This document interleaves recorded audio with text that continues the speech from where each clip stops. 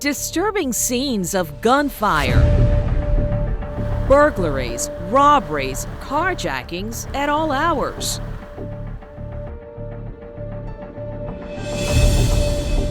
Then this, the recent fatal shootings at the Jefferson Gun Outlet.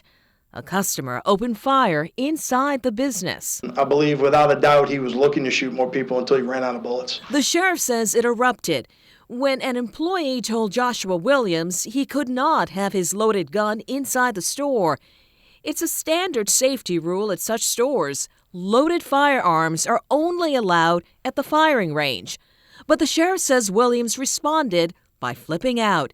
They say he fatally shot customer Veronica Billiot, employee Noah Fishbach, and wounded 2 other workers. Williams died in a shootout with armed employees. Left behind devastated families. I called her for every little thing in life, literally, and now I don't get to do that anymore over something so stupid. Billiot's children say she was there to pick up a gun for protection when she became another victim of a senseless violent crime. That fear over the uptick in random attacks has triggered a surge in local women like Billiot arming themselves. Just days before the tragic incident at the Jefferson Gun Outlet, we were there working on this story. The employees told us about the crime concerns they're hearing from female customers. Most of it is experiences that they're having with either, attempted robberies or, home invasions. Wondering about this little one right here. Women of all ages and races filled up weekend classes to get a Louisiana permit to carry a concealed handgun. 51-year-old Simone Johnson recently signed up. The military veteran says the permit is the best way to protect herself and her children. The average person is not going to expect, a 51-year-old female to be carrying a weapon, and that's an element of surprise that they won't have. We spoke to 2 other local mothers who took the class, but they didn't feel comfortable showing their faces. Like the breed of criminals is totally different now, like with the no regard for life, seem like it's easier for them where they just might as well just kill the person and just get what they want. I think I need to level the playing field. If the criminals are going to use the guns and get into women's faces, especially older women like me, then I need to level it. One of the main reasons more local women pack extra protection: carjackings.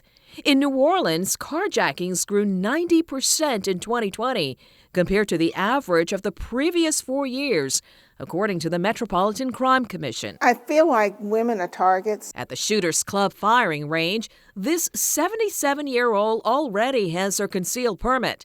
She says it's her Second Amendment right to protect herself if police can't reach her in time. I had a relative who would have been a victim of a carjacking if she had not had her gun in the car. That kind of scared me. But I've been afraid of guns all my life, and I said, I'm not going to get a gun unless I'm educated about it. 59-year-old Carla Crenshaw says she's now more educated and comfortable with guns after taking the class. People breaking into cars in my neighborhood, I was like, this is getting too close to home. What would I do in a situation where someone broke into my house? Certified instructors offer the one-day class across the state.